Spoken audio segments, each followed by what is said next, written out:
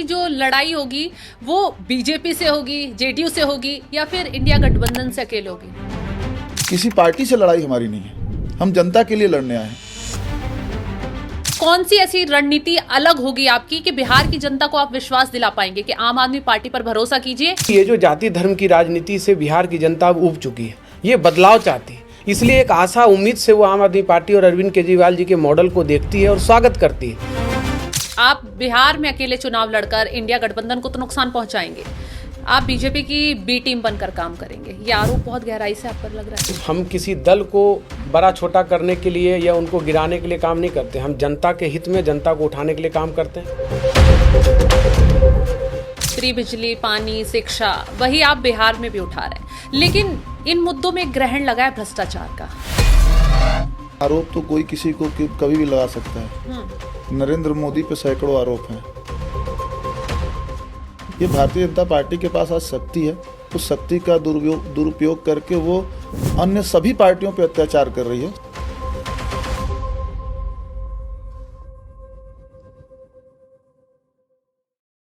नमस्कार, बहुत बहुत स्वागत है आपका। मैं हूं आपके साथ शबनम सैफी। अन्ना आंदोलन से बड़े बड़े नेताओं का उदय हुआ और एक पार्टी बनी आम आदमी पार्टी, जिसने 10 साल दिल्ली की सत्ता पर राज किया। उसके बाद पंजाब की सत्ता में भी आम आदमी पार्टी आ गई, कांग्रेस का सफाया कर दिया।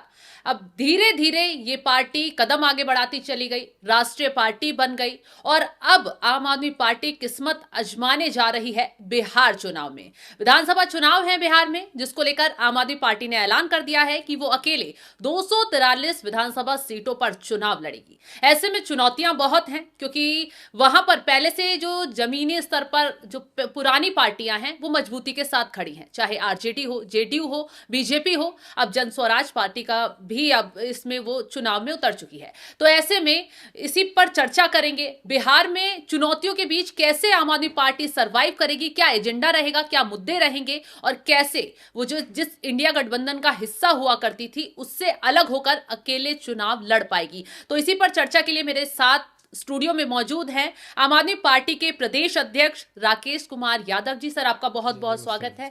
और सह प्रभारी बिहार के हैं अभिनव राय जी। सर, आपका भी बहुत बहुत स्वागत है। तो सर, आप आम आदमी पार्टी अकेले 243 सीटों पर चुनाव लड़ रही है, इंडिया गठबंधन का साथ आपने छोड़ दिया, तो ऐसे में आप अकेले कैसे मैदान में उतर रहे हैं, पार्टी का एजेंडा क्या रहेगा और कैसे पार्टी आगे किन मुद्दों पर बढ़ेगी? हम लोग ये जो गठबंधन की आप बात कह रही हैं, ये हमारा नेशनल लेवल पे गठबंधन था, इंडिया गठबंधन जो आज भी है। और आज उस पर नेशनल स्तर पे कोई चुनाव होगा तो निश्चित तौर पे उस पर शीर्ष नेतृत्व हमारा विचार करेगा। स्टेट लेवल पे आप जैसे देखा आपने कि हरियाणा में हमने अकेले चुनाव लड़ा, दिल्ली में अकेले चुनाव लड़ा, गुजरात में भी जो चुनाव हमने जीता है वहाँ अकेले चुनाव लड़ा। तो स्टेट लेवल का चुनाव ये पॉलिसी मैटर है, जो इंडिया गठबंधन के सभी घटक जो हैं वो पॉलिसी में ही ये बना रखे हैं कि हम स्टेट के चुनाव अलग ही लड़ेंगे। तो इसमें इस तरह का की जो लड़ाई होगी वो बीजेपी से होगी, जेडीयू से होगी या फिर इंडिया गठबंधन से? निश्चित तौर पे ये लड़ाई जो है वो जनता के लिए लड़ी जा रही है।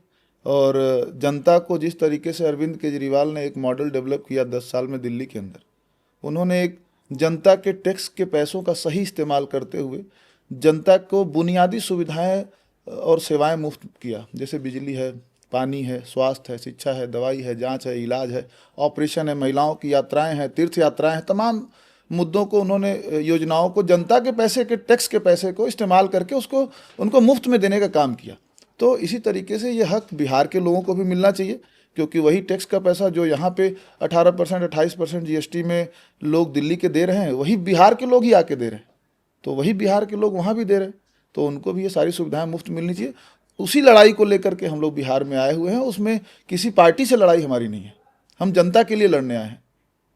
बिल्कुल, तो आपके मुद्दे वही रहेंगे, जैसे दिल्ली में आपने फ्री बिजली, फ्री पानी और तमाम तरीके की सुविधाएं लोगों को पहुंचाने का काम किया। हालांकि इस बार वो चीजें थोड़ी काम नहीं आई दिल्ली में और सत्ता परिवर्तन हो गया। निश्चित तौर पे काम वही आई हैं, भाजपा के काम आई हैं। भाजपा ने अपने घोषणा पत्र का जब अनाउंसमेंट किया था, आपने देखा होगा कि किस तरीके से जेपी नड्डा जी ने अपने घोषणा पत्र को दिखा के कहा कि दिल्ली में जो भी केजरीवाल की और अरविंद केजरीवाल की योजनाएं हैं, चाहे वो मुफ्त बिजली की हो, पानी की हो, स्वास्थ्य शिक्षा की, सारी व्यवस्थाएं वो एज इट इज बनी रहेंगी। और हम केंद्र में चूंकि सत्ता में है तो केंद्र में हम और केंद्र के और सुविधाओं को लेकर के आएंगे, इस तरह का झांसा उन्होंने दिया और मात्र 2% वोट से थोड़ा सा आगे निकल गए। मुझे लगता है कि ये उनका कहना कि हम सभी अरविंद केजरीवाल की योजनाओं को देते रहेंगे, ये बड़ी जीत है आम आदमी पार्टी के लिए। बिल्कुल। तो सर राकेश जी, मैं आपसे एक सवाल ये पूछना चाहूंगी कि बिहार में जिस तरह से जातिवाद की राजनीति होती है, दिल्ली से बहुत अलग चुनाव बिहार का है और सीटें भी ज्यादा हैं यहाँ पर, और जो मुद्दे रहे हैं जैसे गरीबी हो गया, बेरोजगारी हो गया, जिसको आरजेडी बखूबी निभाती आई है। अब जो जैसे आपके मुद्दे हैं कि शिक्षा बेहतर करेंगे, आरजेडी भी ये मुद्दा उठाती आई है, तो आप कौन सी ऐसी रणनीति अलग होगी आपकी कि बिहार की जनता को आप विश्वास दिला पाएंगे कि आम आदमी पार्टी पर भरोसा कीजिए और आम आदमी पार्टी आपको आपके भविष्य को बेहतर कर देगी? देखिए, इस देश में एक ऐसी पार्टी है आम आदमी पार्टी, जिसने इस देश को एक ऐसा मॉडल दिया जिसकी चर्चा देश में नहीं विदेशों में हो रही है।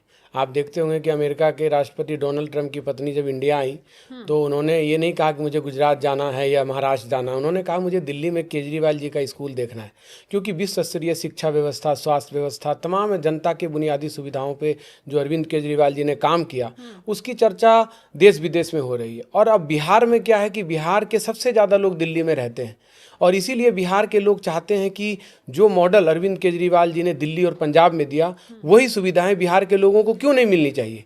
और इसीलिए चूंकि ये जो जाति धर्म की राजनीति से बिहार की जनता अब ऊब चुकी है, ये बदलाव चाहती है। बिहार की जनता चाहती है कि हमारे बच्चों के साथ, हमारे आने वाले पीढ़ी के साथ कब तक यहाँ की राजनीतिक दल जो है खिलवाड़ करती रहेगी। इसलिए एक आशा उम्मीद से वो आम आदमी पार्टी और अरविंद केजरीवाल जी के मॉडल को देखती है और स्वागत करती है। हम लोग बिहार में जा रहे हैं, हर जगह, हर गांव में, हर जिलों में यात्रा के माध्यम से तमाम कार्यक्रम में हम लोग जाते हैं। लोग कहते हैं कि लोग हमसे शिकायत करते हैं कि आपने इतनी देरी क्यों की। हम चाहते हैं हमारे जानकार के लोगों का वहाँ बिजली फ्री आता है, पानी, शिक्षा, स्वास्थ्य इतना बेहतर है, और बिहार में एक तरफ बिजली इतनी महंगी है कि सुबह रिचार्ज कराते हैं, शाम में ख़त्म हो जाता है। तो ये एक तरह से इतना दुखद है और वहाँ की जनता बदलाव चाहती है। इसलिए इस बार जाति धर्म से उठकर आम आदमी पार्टी एक विकल्प के रूप में बिहार की जनता देख रही है आम आदमी पार्टी को। बिल्कुल। तो जिस तरीके से आपने कहा कि आम आदमी पार्टी का जो एजेंडा रहा है उसी को आगे बढ़ाते हुए बिहार में चुनाव लड़ेगी, जनता को उसी से जोड़ने का काम करेगी। लेकिन एक सवाल यहाँ पर यह भी है कि जो छोटे छोटे दल हैं, दूसरी और पार्टियां हैं, जनस्वराज पार्टी हो, कांग्रेस हो, एआईएमआईएम हो या फिर आरजेडी हो, उनके भी आपसे मिलते जुलते ही मुद्दे हैं कि फ्री बिजली पानी हम भी देंगे, फ्री शिक्षा हम भी देंगे। बिहार में रोजगार की बहुत बड़ी समस्या है जिसको लेकर लोग पलायन करते हैं, वो हम खत्म कर देंगे। तो आम आदमी पार्टी इससे अलग कोई और मुद्दा भी उठाएगी, कोई और एजेंडा भी लेकर आएगी, क्योंकि आप पर अगर भरोसा करेंगे तो और पार्टी भी तो इसी तरीके के वादे कर रही है ना।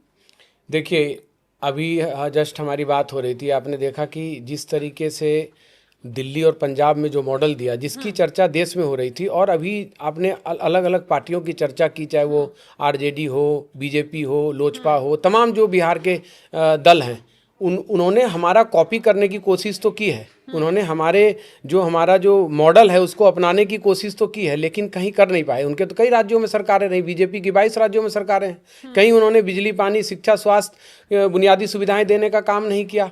या बिहार में चाहे वो तेजस्वी यादव हो और चाहे प्रशांत किशोर हो, ये सब हमारे कॉपी को करके चाह रहे हैं कि उस मॉडल को हम लाएं, लेकिन वो संभव नहीं है, क्योंकि जनता को पता है कि इस देश में अगर इस जनता के बुनियादी सुविधाओं के लिए कोई काम कर सकता है और काम कर रही है, जो कि हमने करके दिखाया, दिल्ली में करके दिखाया, पंजाब में करके दिखा रहे हैं, और यही रीजन है कि देश भर में आम आदमी पार्टी के मॉडल को स्वीकारा जा रहा है। आप चाहे गुजरात ले लीजिए, गोवा ले लीजिए, हर जगह राष्ट्रीय पार्टी होने के नाते हर जगह लोग स्वीकार कर रहे हैं। क्यों? क्योंकि उन्हें यकीन है कि जितनी भी राजनीतिक दलें हैं इस देश में, वो सिर्फ जाति, धर्म, नफरत की राजनीति कर रही है। उनको जनता के सुविधाओं से, जनता की बुनियादी सुविधाओं से कोई मतलब नहीं है। और वहीं दूसरी तरफ एक पार्टी अरविंद केजरीवाल, आम आदमी पार्टी, जिन्होंने इस देश को एक मॉडल दिया, शिक्षा, स्वास्थ्य, बिजली, पानी, बुजुर्गों को 2500 पेंशन देने का काम तो बिहार के लोग अब जान चुके हैं उनको। इसीलिए वो चाहते हैं कि भाई किसी भी कीमत पे जिन्होंने करके दिखाया है दिल्ली, पंजाब में, और हम चाहते हैं कि बिहार की जनता का क्या कसूर है,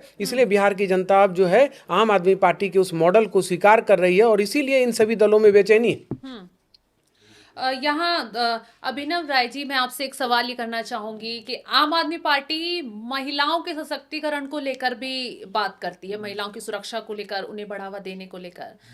आपकी पार्टी की हाल ही में एक महिला सांसद ने, राज्यसभा सांसद हैं स्वाति मालीवाल, उन्होंने कई गंभीर आरोप लगाए और उन्होंने पार्टी के अंदर रहकर पार्टी के खिलाफ प्रचार भी किया, ऐसा आरोप भी आप लोगों ने लगाया। लेकिन क्या आप उनके मुद्दों को लेकर, जिससे उससे दिल्ली में तो आपको नुकसान उठाना पड़ेगा इन मुद्दों से, क्या बिहार में महिलाओं के लिए आप आवाज उठाएंगे तो इस तरीके के मुद्दे आपकी आड़ में नहीं आएंगे, आपको दिक्कतें नहीं पहुंचाएंगे? देखिए शबनम जी, आपने बताया, खुद ही बताया, इसमें आपके सवाल में जवाब है कि अरविंद केजरीवाल के मॉडल में करोड़ों महिलाओं को मुफ्त यात्रा मिल रही है। कोई एक महिला जरूरी नहीं है। हमारा मॉडल देखिए, सरकार का गवर्नेंस मॉडल क्या है, तो वो गवर्नेंस मॉडल में अरविंद केजरीवाल जी ने महिलाओं को यहाँ पे कहीं भी, वो गोवा से, अरे गुजरात से वो गुड़गांव से वो नोएडा जाना चाहे या कहीं भी जाना चाहे, पूरे दिल्ली के अंदर मुफ्त में वो सफ़र कर रही है। अच्छा, एसी बसों में सफ़र कर रही हैं, चाहे वो महिला वृद्ध हैं या विधवा हैं, उनको देश में सबसे ज़्यादा पेंशन दिया जा रहा है। तो इस तरह का नेता जो पूरे देश में महिलाओं को सबसे बेहतर गवर्नेंस मॉडल में अपने महिलाओं को सबसे वरीयता दे रहा है, तो वो किसी एक सांसद को या किसी को क्यों इस तरह का वो करेगा? मुझे लगता है कि ये फुल्ली जो है वो बीजेपी द्वारा प्रायोजित सब वो है। और मैं ये बहुत सीनियर चीज़ों की बातें हैं, मैं उसमें नहीं जाना चाहूँगा, लेकिन जो आपने सवाल किया उसमें जवाब है कि अरविंद केजरीवाल जी किस तरीके से महिलाओं के लिए क्या क्या योजनाएं दे रहे हैं, वो गवर्नेंस मॉडल में है। और वो ये दर्शाता है कि अरविंद केजरीवाल और आम आदमी पार्टी महिलाओं के लिए आगे वरीयता दे करके सरकार चलाती है। इसी के साथ एक सवाल मेरा सर आपसे भी है कि आम आदमी पार्टी जो है गठबंधन से अलग होकर चुनाव तो लड़ रही है, लेकिन अगर इन फ्यूचर आप चुनाव जीत जाते हैं या फिर कुछ सीटों की कमी आपको रह जाती है, तो आप इंडिया गठबंधन के साथ जाएंगे? देखिए, अभी आम आदमी पार्टी बिहार में सभी सीटों पे मजबूती से चुनाव लड़ रही है और लोकतंत्र में जनता मालिक है।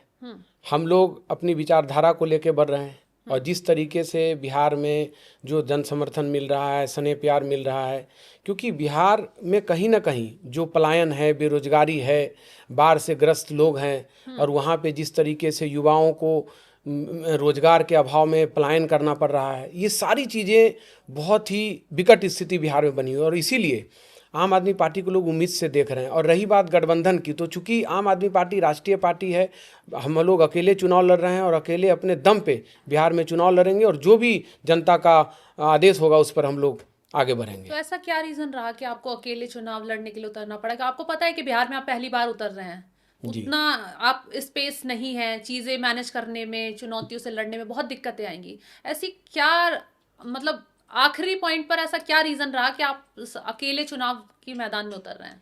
नहीं, रीजन कुछ नहीं है। देखिए, आम आदमी पार्टी राष्ट्रीय पार्टी है। हरियाणा में भी हम अकेले चुनाव लड़े, दिल्ली में भी अकेले लड़े, गुजरात में भी हम अकेले लड़ रहे हैं, बिहार में भी अकेले लड़ रहे हैं। अब ये हमारे शीर्ष नेतृत्व का निर्णय है और हम लोग बिहार में मजबूत स्थिति में है। पिछले 10-12 सालों से लगातार बिहार के लोग, बिहार की टीम जो है मजबूती से काम कर रही है और प्रखंड से लेकर पंचायत बूथ स्तर तक हमारी कमेटी है, टीम है।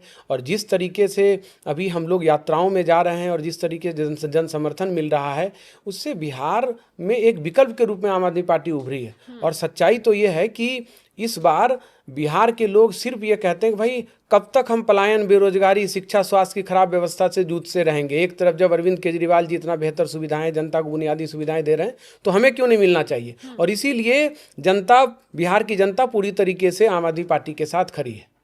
बिल्कुल, तो बिहार की जनता आम आदमी पार्टी के साथ खड़ी है या नहीं, ये तो खैर चुनाव के नतीजे बताएंगे। लेकिन इसके लिए आप जनता को एकजुट करने के लिए, समर्थन जुटाने के लिए एक यात्रा भी निकाल रहे हैं, विशाल यात्रा है, उसमें काफी भीड़ लोगों की जुट रही है, तो उससे आपको लग रहा है कि प्रभाव पड़ेगा? देखिए, बिहार में भी केजरीवाल जनसंपर्क यात्रा आम आदमी पार्टी के यूनिट के साथ हम लोग 2 अप्रैल को नमक सत्याग्रह स्थरगरपुरा से शुरू किया था और ये यात्रा 7 चरणों में है, जिसमें कि चौथे चरण की यात्रा हमारा भोजपुर जिले से शुरू हो रहा है और 7वें चरण की यात्रा समापन पटना में इस यात्रा का उद्देश्य यही था कि जिस तरीके से दिल्ली और पंजाब में आम आदमी पार्टी ने जनता के बुनियादी सुविधाओं के लिए काम किया, उसी मॉडल को बिहार में लागू करना है। क्योंकि बिहार के लोग, जबकि हमने पहले भी कहा कि सबसे ज़्यादा लोग दिल्ली में रहते हैं और बिहार के लोग ये चाहते हैं कि उस मॉडल को बिहार में लाना है, तो इस वजह से वो लोग हमें जन समर्थन दे रहे हैं। और गांव-गांव में, विधानसभा में, जिलों में जब हम लोग जाते हैं तो वहाँ की जनता हमें सिर्फ समर्थन नहीं दे रही है, आश्वासन भी नहीं दे रही है। वो बस बिहार की जनता हमारे साथ खड़ी है। वो कहती है कि बस इस बार आने वाले चुनाव में हमारे बच्चों के लिए अच्छी शिक्षा दे सके, युवाओं को रोजगार दे सके, जो हमारे लिए पलायन रोक सके, जो अपराध को और भ्रष्टाचार पे लगाम लगा सके। इन सारी चीज़ों के लिए अरविंद केजरीवाल, आम आदमी पार्टी को लोग उम्मीद से देख रहे हैं। और इसीलिए इस यात्रा के माध्यम से, तमाम कार्यक्रम के माध्यम से आम आदमी पार्टी मजबूती से चुनाव लड़ रही है। और बिहार में इस बार एक नया चौंकाने वाला रिजल्ट आपको दिखेगा। क्योंकि कहीं ना कहीं जो विकल्प के रूप में आम आदमी पार्टी दिखी है, उसका सिर्फ एक कारण है कि इस देश में एक ऐसा मॉडल अरविंद केजरीवाल, आम आदमी पार्टी ने दिया है, जिसकी चर्चा हर जगह हो रही है और बिहार के लोग इसको स्वीकारना चाह रहे हैं, स्वीकार कर रहे हैं। सीमांचल के लिए आपका क्या एजेंडा रहेगा, क्योंकि सीमांचल बिहार के चुनाव में अहम किरदार निभाता है? देखिए, सीमांचल में अभी आपने देखा होगा कि जिस तरीके से दिल्ली में हमारे बिहारी भाइयों और बिहारी वासियों को जिस तरीके से उजारा गया, उनके मकान को तोड़ा गया, उनको सड़कों पर रोते बिलखते छोड़ दिया गया, उनके खिलाफ हम लोगों ने धरना प्रदर्शन भी किया। अब दोबारा हम लोग सीमांचल में, हम लोग चूँकि सीमांचल बहुत मजबूत स्थिति में है, आम आदमी पार्टी का हर जगह वहाँ हमारा संगठन है, तो सीमांचल में एक बड़े लेवल पे कार्यक्रम हो रहा है, जिसमें कि हमारे राज्यसभा सांसद संजय सिंह जी भी आ रहे हैं। और चूँकि सीमांचल में गरीबी, भूखमरी, पलायन सबसे ज़्यादा है, और वहाँ पर आम आदमी पार्टी का जो मॉडल है उसको लोग चाहते हैं कि यहाँ की जनता को बुनियादी सुविधाएं मिले, बिजली, पानी, शिक्षा, स्वास्थ्य, उसको लेके सीमांचल में हम लोग बहुत मजबूती से काम कर रहे हैं और वहाँ लोग बहुत हमारा स्वागत कर रहे हैं। बिल्कुल। अगर आप बिहार में अब चुनाव लड़ ही रहे हैं, सब चीजें आपने शुरू कर दी हैं, यात्राएं शुरू कर दी हैं, आंदोलन शुरू कर दिए हैं, बीजेपी को घेरना भी शुरू कर दिया है, नीतीश कुमार के खिलाफ भी आप पूरा मोर्चा खोले हुए हैं, लेकिन इसी के साथ एक सवाल ये भी है कि अगर आप वहां चुनाव में उतर रहे हैं, जनता मांग करती है कि मेन चेहरा कौन होगा, तो आप किसे मुख्यमंत्री की रेस में सबसे आगे करेंगे? देखिए, आम आदमी पार्टी की ताकत जो है ना, उनका मॉडल और उसकी वैचारिक शक्ति है कि इस देश में उन्होंने जनता की बुनियादी सुविधाओं के लिए काम किया है। आम आदमी पार्टी के लिए चेहरे कोई मायने नहीं रखता। आम आदमी पार्टी में हमारे हर कार्यकर्ता, हर पदाधिकारी अरविंद केजरीवाल जी हैं, क्योंकि उनके विचारधारा से हम लोग सब प्रभावित रहते हैं और हम लोग काम करते हैं। और यही रीज़न है कि पूरे देश में आम आदमी पार्टी उस मॉडल को लेकर आगे बढ़ती है। हमारे पार्टी में कहीं इस तरह की चर्चा नहीं होती कि कौन मुख्यमंत्री बनेगा, कौन किस पद के लालच में आम आदमी पार्टी के कोई भी सिपाही, कोई भी कार्यकर्ता काम नहीं करता। वो सिर्फ उस विचारधारा के लिए काम करता है जो शायद इस देश को नंबर 1 बना सके, बिहार के तमाम जो समस्या है उससे निजात दिलाने के लिए काम कर सके। और इसीलिए आम आदमी पार्टी आज बहुत तेज़ी से इस देश में बढ़ रही है और बिहार में बहुत प्रचलित रूप से सब लोग इनको स्वीकार कर रहे हैं। बिल्कुल सर, आपने कहा कि हाईकमान जो फैसला लेता है वही माना जाता है, और अरविंद केजरीवाल शायद जो आदेश देंगे वही बिहार में आगे भी बढ़ेगा। वो भी ठीक है, पार्टी के मुखिया हैं तो उनका ही फैसला माना जाएगा। लेकिन यहाँ आरोप लगता है आप पर एक कि आप बिहार में अकेले चुनाव लड़कर इंडिया गठबंधन को तो नुकसान पहुंचाएंगे, आप बीजेपी की बी टीम बनकर काम करेंगे। ये आरोप बहुत गहराई से आप पर लग रहा है। देखिए, आप जानते हैं कि जब हम लोग दिल्ली में पहली बार चुनाव लड़ रहे थे तो लोगों ने कहा था कि एक बार चुनावी मैदान में उतर कर आप देखो। और जब हम लोग चुनाव लड़े तो बीजेपी को हम लोगों ने स्कूटर पार्टी बना के भेजा, 70 में से 67 सीटें आया। तो लोकतंत्र में जनता मालिक है। हम लोग जनता के बुनियादी सुविधाओं के लिए काम करते हैं, उनके लिए सोचते हैं। हम किसी दल को बड़ा छोटा करने के लिए या उनको गिराने के लिए काम नहीं करते। हम जनता के हित में, जनता को उठाने के लिए काम करते हैं कि जनता की बुनियादी सुविधाएं कैसे मिले, उनके हक की लड़ाई लड़ते हैं। और रही बात बीजेपी या एनडीए की, जो बिहार में इस बार जिस तरीके से बिहार के लोगों को दिल्ली में अपमानित किया गया, बेघर किया गया, इस बार बिहार से भाजपा को सत्ता से उखाड़ फेंकने का काम बिहार की जनता करेगी। क्योंकि जिस तरीके से बिहार के लोगों के साथ उन्होंने दिल्ली में दुर्व्यवहार किया, उनके घरों को उजाड़ा गया, इस बार बिहार की जनता उनसे मुंहतोड़ जवाब देगी। बिल्कुल। अभिनव जी, मेरा एक सवाल ये भी है कि दिल्ली के जो मुद्दे हैं, फ्री बिजली, पानी, शिक्षा, वही आप बिहार में भी उठा रहे हैं। लेकिन इन मुद्दों में ग्रहण लगा है भ्रष्टाचार का। आप उसे कैसे साफ कर पाएंगे? बिहार की जनता को कैसे भरोसा दिलाएंगे कि ये पार्टी और उसके बड़े बड़े नेता जो जेल जा चुके हैं भ्रष्टाचार के आरोप में, उन्होंने भ्रष्टाचार नहीं किया, ये आरोप है, वो निपटेंगे, आगे मामला कोर्ट में चल रहा है। तो फिर पुनः जवाब आपको के पास है कि आरोप तो कोई किसी को कभी भी लगा सकता है। नरेंद्र मोदी पे सैकड़ों आरोप हैं, तमाम नेताओं पे सैकड़ों आरोप हैं। आरोप से ये सिद्ध नहीं होता कि कोई, ये तो राजनीतिक स्टंट है। ये भारतीय जनता पार्टी के पास आज शक्ति है, उस शक्ति का दुरुपयोग करके वो अन्य सभी पार्टियों पे अत्याचार कर रही है, सभी पार्टियों। आप आम आदमी पार्टी छोड़ दीजिए, उन्होंने, आप झारखंड की राजनीति में देख लीजिए, जेल डाल दिया उन्होंने। नीचे साउथ इंडिया के कई सारे मुख्यमंत्रियों को जेल में डाल दिया। बहुत सारे मिनिस्टर जो को जेल में डाल रहे थे वो निकले, तो जो पवार साहब जिनको बोला कि सबसे बड़ा भ्रष्टाचारी है, जो वो कितने हजार करोड़ का घोटाला किया, वो आके भाजपा में साफ हो जाते हैं। अभी आपके असम के मुख्यमंत्री जी, सबसे बड़े अमित शाह जी ने उस पर जवाब देने से मना कर दिया कि नहीं, इस सवाल का मेरे पास जवाब नहीं है। तो मुझे लगता है कि सबसे बड़ी भ्रष्टाचारी पार्टी भारतीय जनता पार्टी है, और इसका ये अप्रत्यक्ष रूप से नहीं, प्रत्यक्ष रूप से इसका जो राष्ट्रीय अध्यक्ष, प्रदेश अध्यक्ष सेना के खरीद फरोख्त में दलाली करते हुए पाए गए। आपको पता है, आप वरिष्ठ पत्रकार हैं। तो ऐसे भ्रष्टाचारी लोग क्या करेंगे, कब करेंगे, वो कैसे अफवाह फैलाएंगे, और संघ और भाजपा अफवाह फैलाने के लिए जानी जाती है। तो वो एक अफवाह है जो उन्होंने फैलाया है। आज वही एक पे एक फ्री का जो कार्यक्रम है वो नोएडा में और गाजियाबाद में चल रहा है, आपको पता है। तो कोई एक पॉलिसी के तहत जनता को लाभ मिल रहा है, सरकार को लाभ मिल रहा है, वो पॉलिसी चल रही थी। वही पॉलिसी आज उत्तर प्रदेश में उत्तर प्रदेश सरकार लागू करके नोएडा में और गाजियाबाद में बांट रही है। तो मुझे लगता है कि ये एक सरासर झूठ, एक भ्रष्टाचार का आरोप लगाया अरविंद केजरीवाल पे, जो कहीं भी नहीं टिक रहा है। आज भागना पड़ रहा है ईडी के अधिकारियों को और तमाम सुरक्षा एजेंसियों के अधिकारियों को, कोर्ट में जवाब नहीं दे पा रहे हैं। तो मुझे लगता है कि इस तरह की राजनीति से भाजपा को नुकसान हुआ है। गुजरात में नुकसान हुआ है, दिल्ली में नुकसान हुआ है, और हर जगह नुकसान होगा। हालांकि जो आरोप आप पर लगे, शायद उसका नुकसान आप ही लोगों को उठाना पड़ गया। दिल्ली में सत्ता 10 साल आपने चलाई, हाथ से चली गई, क्योंकि भ्रष्टाचार का एक बहुत बड़ा मुद्दा रहा। और उसकी वजह से जब चुनाव करीब थे, नेता जेल में थे, जो आपके बड़े बड़े नेता हैं। लेकिन कहीं ना कहीं अगर आप ये कह रहे हैं कि बीजेपी की तरफ से फैलाया गया एक एजेंडा था, झूठे केस में फंसाकर जेल भेजा गया, लेकिन कोर्ट में तो झूठ नहीं चलता। तो वही तो कह रहे हैं, कोर्ट ने कहाँ भी किसी को कन्विक्ट किया, आप बताएं। अगर आपकी जानकारी में, मुझे तो नहीं जानकारी में, मनीष सिसोदिया जी को बोला गया कि वो केस में है। मनीष सिसोदिया जी के घर में उनके गुल्लक को तोड़ के देखा गया। उनके गांव पे जाकर के उनके खेत में, उनके घरों के, उनके पंप सेट की तलाशी ली गई। उनके पता नहीं कहाँ कहाँ लगभग 350 छापे मारे गए। एक भी कुछ भी रिकवर हुआ, कहीं भी कुछ मिला, कहीं भी कुछ पाया गया, कोई भी एक भी आपने देखा किस तरीके से माननीय सुप्रीम कोर्ट ने कहा कि यहाँ पर किसी भी तरह का मनी ट्रेल फाइंड नहीं हो रहा है, पैसे के लेन देन का कोई भी सबूत मिल नहीं रहा है, जिसपे ईडी का कोई जवाब नहीं है। हमारे सांसद संजय सिंह जी का, जो सरकार में नहीं है, उनको उठा के जेल में डाल देना कि तुम भी शराब में भ्रष्टाचारी हो। अब उनका क्या लेना देना था शराब से, भाई सरकार से। तो ये ताकत की गुंडई है। ये रावण की तरह जब शक्ति है, तो वो भूल जा रहे हैं कि ये राम राज्य की बात करने वाले रावण राज लाए हुए हैं, वो जल्दी खत्म हो जाएंगे।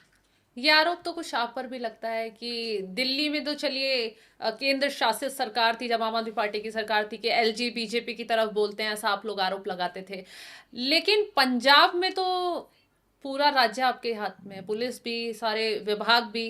तो आरोप ही लगते हैं कि बीजेपी का अगर नेता यहाँ से कोई कुछ बोलता है या कोई आवाज आपके खिलाफ उठा देता है, आप पंजाब से पुलिस भेज देते हैं उसे अरेस्ट करने के लिए। नहीं, इस पे बिना किसी हम कोई इस तरह से बिना कोर्ट में गए हुए या बिना किसी कोर्ट के फॉलोइंग के कोई इस तरह की कार्रवाई नहीं होती है, कभी नहीं होती है। आप किसी भी केस को उठा के देखिए, अगर कोई नेता या कोई भी क्राइम में या कोई पाया जाता है, उसको कोर्ट अगर कहता है या कोई जज बोलता है कि ये गलत है, इससे पूछताछ की जाए, तो निश्चित तौर पे कोई भी सरकार करेगी। हम लोग भी जा कर के तमाम कई बार अपना जवाब दिए हैं। तो अगर कोई अदालत कहती है तो उसमें तो कार्रवाई होगी, तो अदालत के ऊपर चलते हैं हम लोग पंजाब में भी। चलिए सर, मैं आपसे अगला सवाल करूंगी कि जो दिल्ली के चुनाव नतीजे रहे, क्या उनका प्रभाव बिहार में पड़ेगा, और पड़ेगा तो आप उसको कैसे सुलटेंगे? देखिए, पहली बात तो मैं ये मानता हूँ, और हम ये यहाँ शायद दिल्ली की जनता भी अब मानने लगी है। 5 महीना नहीं हुआ दिल्ली में सरकार बदले हुए, दिल्ली की जनता जो है हाहाकार मचा रही है। अभी कह रही है कि भाई इससे अच्छा अरविंद केजरीवाल जी थे, जिन्होंने कि जिनके समय रहते हुए ना कभी पावर कट लगे और ना स्कूलों का फीस भरा। अभी देखिए किस तरह से प्राइवेट स्कूलों में 80% फीस भरने कम अभिभावक जो है धरना प्रदर्शन कर रहे हैं। बिल्कुल। और आप ये देखिए कि जिस तरीके से मोहल्ला क्लिनिक के नाम बदले जा रहे हैं, जिस तरीके से बस की यात्रा जो है, महिलाओं की जो बस की यात्रा थी उसको किस तरह से बंद करने की साजिश चल रही है। तमाम ऐसे जनता की जो बुनियादी सुविधाएं जो अरविंद केजरीवाल जी दिल्ली की जनता को देते थे, वो बीजेपी नहीं कर पा रही। और इसीलिए अभी आप देखिए कि मोदी जी का नारा था कि जहां झुग्गी वहां मकान। आज उन्होंने पूरे दिल्ली में जो है सारे झुग्गियों को तोड़ दिया है। लोग पूरे पूर्वांचली और बिहार के लोगों को उन्होंने सड़कों पे ला दिया है। तो पूरा का पूरा त्राहिमाम मचा रखा है इन्होंने 5 महीने में ही। पूरा दिल्ली की जनता परेशान हो रही है, और खुद दिल्ली की जनता कह रही है इस बात को कि इससे अच्छा अरविंद केजरीवाल जी थे। तो शायद इसके लिए आप लोग एक आंदोलन भी कर रहे हैं, दिल्ली में जंतर मंतर पर हुआ, और शायद इसके लिए बिहार में भी कुछ कदम आप लोग उठा रहे हैं। जी, दिल्ली के जंतर मंतर पे अभी परसों ही हमारे राष्ट्रीय संयोजक अरविंद केजरीवाल जी और तमाम हमारे वरिष्ठ लीडर जंतर मंतर पे धरना प्रदर्शन की उन्होंने शुरुआत की है। और वो उसमें सारे दिल्ली के जितने भी झुग्गी के लोग थे, जितने भी जिनका मकान तोड़े गए, वो सब लोग आए थे जंतर मंतर पे। और सब ने कहा है कि जिस तरीके से इन्होंने हमारे घरों को उजाड़ने का काम किया है, इनको हम सत्ता से उखाड़ फेंकेंगे। क्यों? क्योंकि ये बहुत दुर्भाग्य है इस देश का कि एक पार्टी जो झूठ बोल के आती है कि भाई जहाँ झुग्गी वहाँ मकान हम देंगे, आपको सुविधाएं देंगे। और पिछले 10 सालों में एक झुग्गी नहीं टूटी अरविंद केजरीवाल जी के सरकार में। और आज इनकी सरकार झूठ बोल के आती है, बीजेपी की सरकार, कि सारी सुविधाएं मुफ्त रहेगी, झुग्गी की जगह मकान मिलेगा, और अब उन सभी बेघर लोगों को जो है आपने मकान तोड़कर बेघर कर दिया। तो इसके खिलाफ धरना प्रदर्शन तो चल ही रहा है, दिल्ली में चल रहा है, बिहार में चल रहा है। और इस बार बीजेपी को बिहार से तो सत्ता से बेदखल बिहार की जनता करेगी ही। दिल्ली की जनता समझ चुकी है कि ये यहाँ नहीं चला सकते सरकार, और इसीलिए बहुत जल्द आपको 2-3 साल के अंदर ये सरकार जो है, दिल्ली की सरकार चलने वाली नहीं है। क्योंकि दिल्ली की जनता भी समझ चुकी है कि इस तरह का अपमानित और इस तरह से जो जितनी सुविधाएं बंद कर दी गई झूठ बोल के, सब कुछ सामने आ गया है। और एक चीज़ जान लीजिए, लोकतंत्र में जनता मालिक है, वो सब समझती है। उन्होंने ठीक है बीजेपी गुमराह करके, तंत्र का दुरुपयोग करके वो दिल्ली में जीत तो गई, लेकिन जो उन्होंने कहा कि भाई अरविंद केजरीवाल जी को मॉडल को हम एजेटीज रखेंगे, वो कर नहीं पाई। तो इसलिए अब वो समय आ गया है कि जब दिल्ली की जनता खुद सड़कों पे उतर आई है और इनको मुंह तोड़ जवाब देगी। बिल्कुल, आपने कहा कि जनता जवाब देगी। खैर, जनता देखती है और जवाब भी देती है, वो तो नतीजे सब बता ही देते हैं। लेकिन जो झुग्गियों पे बुलडोजर चल रहा है, रेखा गुप्ता लगातार ऐलान भी कर रही हैं कि अवैध बस्ती झुग्गी को कहीं नहीं छोड़ा जाएगा। और ये ठीक भी नहीं है कि जहां पर अवैध झुग्गियां हैं, अवैध घर हैं, रेलवे की जमीन पर बने हुए हैं, उनको तोड़ा जा रहा है। आप उनका साथ दे रहे हैं, विरोध कर रहे हैं। हालांकि ये भी गलत है कि उनका छत उजाड़ी जा रही है, उनको रहने खाने की व्यवस्था कहीं दी जाए, क्योंकि आज से नहीं 40-50 साल से वो लोग वहां पर वास कर रहे हैं। अब आरोप ये लगता है बीजेपी का कि अवैध तरीके से इन्हें बसाया गया, इन्हें वोट बैंक बनाया गया, और अब जब ये वोट बैंक उनका खत्म हो रहा है, उन्हें जो लोगों को वहां से हटाया जा रहा है, तो इसी वजह से आम आदमी पार्टी को तकलीफ हो रही है। पिछले 40-50 साल से ये लोग दिल्ली में रह रहे हैं, जिनकी झुग्गी तोड़ी जा रही है आज। और उन्हीं के झुग्गी में भाजपा के नेता खाना खाने जाते थे, उनके यहाँ रहते थे, और उनको कहते थे कि भाई हम आपको जहाँ झुग्गी है वहाँ मकान बना के देंगे। और मोदी जी का भाषण सुनिए, मोदी जी ने खुद कहा है कि भाई मोदी की गारंटी है कि जहाँ झुग्गी वहाँ मकान। और सबसे दुर्भाग्य है इस लोकतंत्र का कि जिस तरीके से ये तानाशाही कर रहे हैं, कि आप देखिए कि दिल्ली में जो रहने वाले लोग हैं, जो झुग्गी या अनऑथराइज कॉलोनी में रहते हैं, ये कौन लोग हैं? सारे पूर्वांचली लोग हैं, बिहार के, उत्तर प्रदेश के लोग हैं। लेकिन जिनके पास पेपर है उन्हें मकान दिए तो जा बिल्कुल, इनके पास पेपर से लेके सब कुछ है, दिए जा रहे हैं उन्हें मकान। 40-50 कहीं कोई मकान नहीं दिया गया। गुप्ता दावा कर रही है। देखिए, दावा तो इनके हर दावे जुमले निकल रहे हैं। आप देखिए, इन्होंने क्या 15 लाख खातों में दे दिए, 2 करोड़ प्रति युवाओं को रोजगार दे दिए। दिल्ली में जो इन्होंने कहा था, अभी हाल फिलहाल में 5 महीने हो गए, ये अभी पावर कट लगने लगे, 24 घंटे बिजली मिल रही है जनता को। 80% से ज्यादा बढ़ोतरी होगी फीस की, क्या फीस पर लगाम लगा पाए ये? तो ये जुमलेबाज की सरकार है और जनता को पता है। और आज जिस तरीके से झुग्गियां तोड़ी जा रही है, और आपने कहा कि जिस तरीके से ये बहुत अच्छा भी है, मैं बड़ी विनम्रता से पूछना चाहता हूं कि आज दिल्ली के लोग इसलिए चैन से रह रहे हैं क्योंकि इन्हीं का बसाया हुआ दिल्ली है। जो बिहार और उत्तर प्रदेश के लोग हैं, अगर ये चले गए तो आज जो लोग रह रहे हैं दिल्ली में, उनके पास ना तो कोई ड्राइवर मिलेगा, ना काम करने वाले लोग मिलेंगे, ना सफाई कर्मी मिलेंगे, ना ही किसी तरह की सुरक्षा व्यवस्था मिलेगी। सारे के लोग तो बिहार और उत्तर प्रदेश के लोग काम करते हैं। और सबसे जो इम्पोर्टेंट काम है कि जिस झुग्गी को हटाया जा रहा है, उसमें भाजपा की बड़ी साजिश है। वो चाहती है कि ये जितनी महंगी जमीनें हैं, यहाँ से झुग्गी को हटाओ और अपने उद्योगपति दोस्तों को ये जमीन दो। तो इनका कोई विकास का मॉडल नहीं है, ये सिर्फ और सिर्फ अपने उद्योगपति दोस्तों को ये जमीन देना चाहते हैं, जिसके मिली भगत से ये सरकार चलाते हैं। और यही इसीलिए दिल्ली की जनता और बिहार के लोग इस बार पूरी तरीके से एकजुट होकर सड़कों पर उतर आए हैं। और इसके लिए आम आदमी पार्टी बुलंदी से इनके समर्थन में खड़ी है और एक बड़ा आंदोलन करने जा रही है, जिसकी शुरुआत जंतर मंतर से हुई है। बिल्कुल, तो एक बड़ा आंदोलन आम आदमी पार्टी तो करेगी। लेकिन बिहार में अगर जातिवाद की राजनीति की भी बात कर लेते हैं, बहुत ज्यादा वहां इसी बात पर चुनाव लड़ा जाता है, जातिवाद बहुत ज्यादा है बिहार में। आप बीजेपी पर तो आरोप लगाते हैं कि बीजेपी हिंदू मुस्लिम की राजनीति करती है। अब बिहार में जातिवाद की राजनीति होती है तो वहां हिंदू मुस्लिम और भी जातियां हैं, उनको भी जोड़ा जाएगा।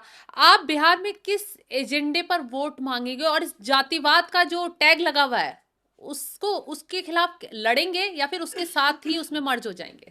देखिए, जब अभी हम लोग बिहार में पिछले 10-12 साल से काम कर रहे हैं और अभी हम लोग लगातार गांव जिलों में और विधानसभा में जा रहे हैं, इस बार बिहार ना बदलाव चाहता है। इस बार बिहार की जनता 50-60% लोग चाहते हैं कि ये जाति धर्म की राजनीति बहुत हो गई। अब जो हमारे बच्चे के लिए अच्छी शिक्षा व्यवस्था दे सके, हमारे युवाओं को रोजगार दे सके, जो पलायन रोक सके, जो बाढ़ से निजात दे सके, जो बुजुर्गों को 2500 पेंशन दे सके, महिलाओं के सम्मान के लिए और उनके सशक्तिकरण के लिए काम कर सके, और बिहार में जो भ्रष्टाचार है उस पर लगाम लगा सके। इस सभी मुद्दों को लेके बिहार की जनता बदलाव चाहती है। इसीलिए आम आदमी पार्टी, चूंकि इस देश में उन्होंने एक मॉडल दिया और उस मॉडल को बिहार की जनता स्वीकार कर रही है, और इसीलिए आम आदमी पार्टी को जन समर्थन तो मिल ही रहा है। साथ ही बिहार में जो बदलाव चाहती है जनता, उसके लिए आम आदमी पार्टी को लोग बड़ी उम्मीद से देख रहे हैं कि यही एक ऐसी पार्टी इस देश में जो सही मायने में हमारे बच्चों के लिए अच्छी शिक्षा व्यवस्था कर सकेंगे, स्वास्थ्य व्यवस्था दे पाएंगे, बिहार के उत्थान के लिए काम कर पाएंगे, पलायन को रोक सकेंगे, बाढ़ से निजात दिला सकेंगे, और बुजुर्गों को और महिलाओं के सम्मान के लिए 2500 पेंशन देने का काम करेंगे। जिस तरीके से दिल्ली में किया हमने, बिजली फ्री किया, पानी किया, तमाम ऐसे बुनियादी सुविधाएं जो बिहार की जनता चाहती है वो हम लोग दे रहे हैं। इसलिए उनको पूरा यकीन है, और इसीलिए इस बार जाति धर्म से उठकर आम आदमी पार्टी को लोग, बिहार के लोग उम्मीद की निगाह से देख रहे हैं। चलिए, बिल्कुल, तो आम आदमी पार्टी को यहाँ लोग उम्मीद की नजर से तो देख रहे हैं, क्योंकि तमाम वादे फ्री वाले जो किए हैं शायद लोग उस पर भरोसा भी करें, जैसे दिल्ली के लोगों ने किया, फायदा भी मिला, और अब भी कह रहे हैं कि बीजेपी उन्हीं नीतियों को आगे बढ़ा रही है। सर, बिहार में आम आदमी पार्टी आम लोगों की आवाज उठाएगी, आम लोगों की आवाज बनेगी, उनके लिए मुद्दा बनेगी। ऐसे में बिहार बीजेपी के प्रदेश अध्यक्ष हैं, उनकी जिंदगी कितनी आम है? आपके बच्चे किस स्कूल में पढ़ते हैं? आप कैसे आम तरीके से अपने सफर को तय करते हैं, ये भी जरूर बताइएगा। देखिए, सबसे बड़ी बात है कि आम आदमी पार्टी ने जब दिल्ली में सरकारी स्कूलों को ठीक किया, तो पहले यहाँ के बच्चे बोलते थे कि हमारा तो कोई भविष्य नहीं है, क्योंकि हम सरकारी स्कूल में पढ़ते हैं। हमारे शिक्षा मंत्री, जो पूर्व शिक्षा मंत्री थे मनीष सिसोदिया जी, जब वो जाते थे तो उनको पीड़ा होती थी। क्यों? क्योंकि जब आप दिल से काम करते हैं, जब आपको लगता है कि हमें इस देश को अगर बदलने के लिए कोई एक चीज़ है, वो है शिक्षा। चाहे आप बाबा साहब अम्बेडकर जी का आप उदाहरण लीजिए, जिनके पास कितनी विकट समस्या थी, कितनी विपरीत परिस्थिति में उनको क्लासरूम में नहीं बैठने दिया जाता था, उनको घरे से पानी नहीं पीने दिया जाता था। उस परिस्थिति में अगर उनको आज इस मुकाम पे लाके और उनको लोग भगवान मानते हैं, तो उसका सिर्फ एक कारण था शिक्षा। क्योंकि शिक्षा ही शक्ति देती है। तो आम आदमी पार्टी, अरविंद केजरीवाल और मनीष सिसोदिया जी ने जिस तरीके से शिक्षा व्यवस्था के लिए काम किया और जिस तरीके से दिल्ली में सरकारी स्कूलों का कायाकल्प हुआ, उसी चीज को बिहार के लोग देखते हैं कि भाई अगर सही मायने में बिहार को कोई बदल सकता है तो वो आम आदमी पार्टी अरविंद केजरीवाल जी का मॉडल बदल सकता है। क्योंकि जब बिहार की शिक्षा व्यवस्था ठीक होगी तभी वहाँ पर रोजगार भी मिलेगा, तभी वहाँ के डेवलपमेंट का काम होगा, तभी वहाँ की जनता सवाल करना सीख पाएगी। कि अभी तक तो साजिशन वहाँ की सरकार चाहती है कि बिहार की शिक्षा व्यवस्था खराब हो। वहाँ पर आप देख लीजिए अभी भी 5,000 से ऐसे स्कूल हैं जिनकी इमारत नहीं है। मैं खुद बिहार विधानसभा के पिछली बार जो चुनाव हुए थे, मैं गई थी, हर एक जिले का दौरा भी किया, बारीकी से जाना भी, देखा भी। जो स्थिति थी बिहार की, वो देखकर मुझे वाकई में ये अफसोस हुआ कि अभी बहुत पिछड़ा है बिहार, कि हम लोग तो वाकई दिल्ली जैसे शहर में हैं, बहुत आगे निकले। स्कूल नहीं बने हुए, बच्चों के पास मतलब स्कूल जाने के लिए न किताबें हैं, न ड्रेस है। बहुत गंभीर स्थिति मैंने वहाँ देखी कुछ जिलों की। तो वहाँ लोगों का यही कहना है कि तमाम सरकारें आई, तमाम नेता आए, चले गए, सत्ता बदलती गई, वादे सबने किए, लेकिन आज तक बिहार में कोई जमीनी स्तर पर काम नहीं कर पाया। नहीं, मैं अभी जस्ट इसीलिए तो कह रहा था कि 4900 स्कूलों का बिहार में अभी इमारत नहीं है, बिल्डिंग नहीं है। आप सोचिए, शिक्षा व्यवस्था तो दूर की बात है। और जो मैं बार बार क्यों कहता हूं कि दिल्ली में जिस तरीके से 10 साल में शिक्षा जगत में क्रांति आ गई, और पिछले कई दशक से बिहार में सरकार है, नीतीश जी की 20 साल से सरकार है, उसके पहले लालू जी की सरकार रही, और तमाम जो वहाँ के पुराने राजनीतिक दल हैं, क्या किसी में इतनी इच्छा शक्ति नहीं थी? क्यों? क्योंकि उनको जाति धर्म की राजनीति करनी है। उन्हें शिक्षा में देके कल को बिहार के लोग सवाल पूछने लगेंगे, उनकी राजनीतिक दुकानें बंद हो जाएंगी। और इसीलिए अब बिहार की जनता जिस तरीके से जो मॉडल अरविंद केजरीवाल जी ने दिया, 10 साल में शिक्षा क्रांति में बहुत जबरदस्त जो है काम हुआ, जिसकी चर्चा देश विदेशों में हो रही है। आज जो है लोग दिल्ली में कहते हैं कि भाई प्राइवेट स्कूल से अच्छा सरकारी स्कूल है। तो उसी मॉडल को, उसी स्कूल को बिहार में लागू करने के लिए बिहार के लोग कहते हैं कि हमारे बच्चों के लिए भी ऐसी शिक्षा व्यवस्था होनी चाहिए। और इसीलिए बहुत अच्छे तरीके से जो बिहार के लोग इस बार आम आदमी पार्टी को स्वागत कर रहे हैं। आप यकीन नहीं मानेंगे, जब हम लोग जाते हैं गाँव में, जिलों में, तो लोग कहते हैं कि बस अब यही इंतजार था, अब आप आ गए, इस बार किसी राजनीतिक दल को हम लोग सहयोग नहीं करेंगे, क्योंकि हम लोगों को बहुत ठगा गया कई दशकों से। अब हम चाहते हैं कि जिस तरीके से आपने दिल्ली में बहुत शानदार स्कूल, स्वास्थ्य व्यवस्था और शिक्षा, बिजली, पानी, तमाम काम किए, वो काम अब बिहार में कीजिए। हम लोग पूरी तरीके से आपके साथ हैं। विनय जी, एक चीज ये भी बताइए कि अभी जब दिल्ली के चुनाव हुए, सत्ता हाथ से चली गई, तो आम आदमी पार्टी के नेता शांत हो गए। अरविंद केजरीवाल कहीं नजर नहीं आ रहे थे, किसी सियासी मंच को साझा नहीं कर रहे थे, मनीष सिसोदिया का कोई बयान सामने नहीं आ रहा था। नेता बिल्कुल एक तरीके से शांत हो गए, बीजेपी ने तंज भी कसा।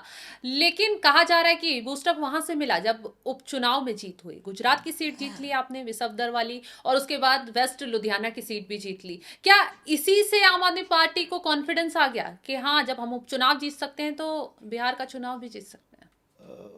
शबनम जी, पहले तो आपको बता दूं कि आम आदमी पार्टी बिहार में चुनाव इस बार 2025 में लड़ने जा रही है। हमारा पार्टी का संगठन वहाँ पर पहले भी शुरू से रहा है। हमारे वहाँ पे सभी पंचायत की समितियाँ, बूथ की समितियाँ तक वहाँ पे पिछले लंबे समय से काम कर रही हैं। और बहुत सारी पार्टी आपने जो नाम लिया, अब जन स्वराज और ये वो लोग अभी आए हुए हैं, अभी क्या कर रहे हैं संगठनात्मक रूप से नहीं पता, लेकिन संगठनात्मक रूप से आम आदमी पार्टी वहाँ पे अन्य सभी पार्टियों से बहुत मजबूत है, संगठनात्मक रूप से। क्योंकि हमारा संगठन नीचे तक बना हुआ है। चुनाव हम नहीं लड़े, वो किसी परिस्थिति की बात रही होगी कि दिल्ली में फोकस हो गया या कुछ कारण रहा होगा अन्य, वो शीर्ष नेतृत्व तय करता है। तो हम लोग, ऐसा नहीं है कि कोई एक ये ऐसा एक कोई इंसिडेंट हो गया तो उसकी वजह से हम आ गए। हम बिहार में बहुत मजबूत हैं और बहुत पहले से मजबूत हैं, इसलिए चुनाव लड़ रहे हैं, पहली बात। दूसरी बात, निश्चित तौर पे कि भाजपा जो पिछले 30 सालों से राज कर रही है, जिसको बोलते हैं भाजपा का गढ़ है, जो भाजपा का घर है गुजरात, उसमें जिस तरीके से आपने देखा कि उपचुनाव में ज़्यादातर लोग ये मानते हैं, आप जैसे बड़े पत्रकारों ने भी ये कहा है और सब लोग का मानना है कि जिसकी सरकार होती है उसका उपचुनाव होता है। आप भी मानते हैं ये तो फॉर्मूला काफी पहले से और चलता है और ये लागू भी होता है उसका उपचुनाव। तो उस उपचुनाव में आप देखिए क्या रिजल्ट है। तो गुजरात के लोग 30 साल में भाजपा को नहीं जिता रहे। वो कई बार कांग्रेस को भी जिताने का प्रयास करते हैं, लेकिन कांग्रेस वहां पे भाजपा के गोद में बैठी हुई है। मतलब वो आप कांग्रेस मिलकर को बी टीम बता रहे हैं हाँ, भाजपा की। निश्चित तौर पे हम तो जहां भी लड़ते हैं जनता के लिए लड़ते हैं। तो कभी भाजपा कहती है एक बी टीम है, कभी कांग्रेस कहती है बी टीम है, और हम एक ऐसी टीम है जो भाजपा को भी धाराशायी कर रहे हैं और कांग्रेस को भी पंजाब में धाराशायी की है। तो ऐसी बात नहीं है कि हम लेकिन जब वक्त पड़ता है तो आप उसी कांग्रेस के साथ मंच भी साझा करते हैं। निश्चित तौर पे मैंने क्या कहा कि केंद्रीय स्तर पे, राष्ट्रीय स्तर पे, राष्ट्रीय मुद्दे, देश की बात जो भी है वो उसके लिए बेहतर कौन है। आज राष्ट्रीय स्तर पे देख लीजिए कितना बुरा हालत है। जिस समय पाकिस्तान घुटने टेक करके बैठ गया था और भारतीय सेना लगातार उसके सभी शहरों पे अटैक मार रही थी और वो त्राहिमाम कर रहे थे। तोड़ जवाब दिया है ना, हर मुहाने पर पाकिस्तान को जवाब दिया है। वही मैं कह सबसे रहा हूं। बड़ा ऑपरेशन सिंदूर आपकी पार्टी ने भी तारीफ की। हाँ बिल्कुल, हम तारीफ करते हैं। हम कोई भी सेना जब वहां पे जाकर के ताबड़तोड़ वहां पे धाराशायी कर रही थी, उसका आप लोगों ने ही दिखाया कि कोई एयर स्पेस में एक सिंगल एयरक्राफ्ट है जो भाग रहा है, कहीं पब्लिक एयरक्राफ्ट है। आप लोगों ने चलाया था इस खबर को। तो जब उसका सेनाध्यक्ष भागने की इस परिस्थिति में हो, प्रधानमंत्री देश छोड़ के भाग रहा हो, देश के सभी मुख्य शहरों पे पाकिस्तान पे बमबारी चल रही हो, ताबड़तोड़ 2 दिन के अंदर घुटने टेक दिए हो पाकिस्तान ने, उस वक्त में एक किसी ट्रंप के कहने पे बैकफुट पे आ जाना, मुझे लगता है कि ये देश की सेना के साथ, देश के जनता के साथ और भारत माता के साथ गद्दारी है। लेकिन यहाँ तो मोदी सरकार की तरफ से साफ साफ कहा गया है, बार बार कहा गया है, ट्रंप से बातचीत हुई फोन पर और उस दौरान भी कहा गया कि सीजफायर दोनों देशों के बीच बातचीत हुई है, डीजीएमओ स्तर की बातचीत हुई है, उसके बाद हुआ है। ट्रंप ने कहा कि पाकिस्तान एक महान देश है। क्या आप मानती हैं पाकिस्तान एक महान देश है? बिल्कुल नहीं। फिर तो वो जो ट्रंप पाकिस्तान को महान देश बता रहा है, उसके कहने पे हम सीज फायर कर लेंगे? ट्रंप ने तो ईरान में भी गोलीबारी की, क्या ईरान मान गया? ईरान उसके जाकर के सैन्य ठिकानों को उड़ाया नहीं। तो भारत ने भी पाकिस्तान को तोड़ जवाब दिया ना। सेना तो कर रही है काम, सेना में कहीं कोई कमी नहीं है, सेना तो लड़ रही है। और सेना, मुझे पूरा उम्मीद था कि अगले 2 दिन के अंदर पूरे पीओ को वापस ले लेती। एक सुनहरा अवसर था हमारे देश का वो हिस्सा हमको वापस लेने का, लेकिन चूंकि ट्रंप के साथ क्या अडानी का लेना देना है, अडानी का क्या ट्रंप का, अडानी का क्या मोदी के साथ लेना देना है, इस तिक्कड़ी ने भारत को पूरे विश्व स्तर पे, वैश्विक स्तर पे एक बहुत छोटा कद कर दिया हमारे देश का। और इससे ये मोदी बहुत छोटी चीज़ है, ये देश का बहुत बड़ा नुकसान हुआ है और यह देश कभी माफ़ नहीं करेगा। ये भारत माता की आत्मा रोई है इस बार। बिल्कुल आपने सही कहा, पहलगाम का जो आतंकी हमला था वो कायराना हरकत थी, हालांकि उसका मुंहतोड़ जवाब दिया गया और ट्रंप की तरफ से जो सीज फायर के लिए क्रेडिट लेने की कोशिश की गई, भारत सरकार की तरफ से साफ साफ बार बार कहा गया कि सीज फायर दोनों देशों के बीच डीजीएमओ स्तर की बातचीत हुई है, उसके बाद लागू हुआ है, तीसरे किसी देश की कोई भूमिका इसमें नहीं थी। हालांकि आम आदमी पार्टी हो, कांग्रेस हो, वो इस मुद्दे पर लगातार बीजेपी को घेरने का काम कर रहे हैं और बीजेपी जो है वो जवाब भी दे रही है। ऐसे में एक सवाल ये भी है कि आपकी राजनीति सिर्फ मोदी विरोध तक सीमित है या आपके पास कोई और विजन भी है? देखिए, हमारा आपने देखा होगा कि किस तरीके से महिलाओं के सिंदूर के ऊपर भारतीय जनता पार्टी ने अपनी राजनीति साधी। राजनीति हम नहीं कर रहे हैं, राजनीति भारतीय जनता पार्टी कर रही है महिलाओं के सिंदूर के ऊपर। वो उन्होंने क्या किया कि अपने सांसदों से सिंदूर भिजवाना शुरू किया। आपको पता है हिंदू धर्म में महिलाएं अपने पति के नाम का सिंदूर लगाती हैं। कोई सांसद हो, कोई विधायक हो या कोई कहीं का कलेक्टर हो, उसके नाम का सिंदूर थोड़ी महिलाएं लगा लेंगी। आपने इस देश के संस्कृति को, इस देश की गरिमा को, थी बीजेपी की तरफ से इनकार किया गया कि कोई सिंदूर नहीं भेजा जा रहा है। 1000 ऐसे वीडियोस हैं, आपके पास भी होंगे, जो इनके सांसद और इनके नेता लेकर के जाते थे, इनके कार्यकर्ता पदाधिकारी। मैं दे दूंगा आपको अभी इस शो के बाद। तो ये जब वो पकड़े जा चुके, जब उनको इतना सेंस नहीं है कि एक महिला के अस्मिता के साथ खिलवाड़ जब करने का, इन्होंने सिंदूर भिजवाने का काम किया, तब जब इनका विरोध हुआ तो उन्होंने उस कैंपेन को पीछे लिया। ये राजनीति कर रहे हैं, इनको राजनीति करने में समझ में नहीं आ रहा। ये यहाँ तक बोल रहे हैं कि हमारे तो खून में सिंदूर है। तो इस तरह के लोग जो राजनीति के लिए पागल हैं, राजनीति के लिए कुछ भी करने के लिए गुजर सकते हैं, तो इस भाजपा के लिए कोई भी शब्द कहना मतलब लाजमी नहीं है कि वो कितना नीचे गिर सकते हैं। बिल्कुल। एक सवाल ये भी है, जैसे कि आपकी पार्टी जब सत्ता में आई थी तो एक बड़ा ऐलान अरविंद केजरीवाल की तरफ से किया गया था कि हम कोई वीआईपी कल्चर फॉलो नहीं करेंगे, हम कोई बंगला नहीं लेंगे, सरकारी सुविधाओं का बहुत लाभ नहीं उठाएंगे। उसी आम आदमी पार्टी पर एक दाग और लगा वीआईपी कल्चर का।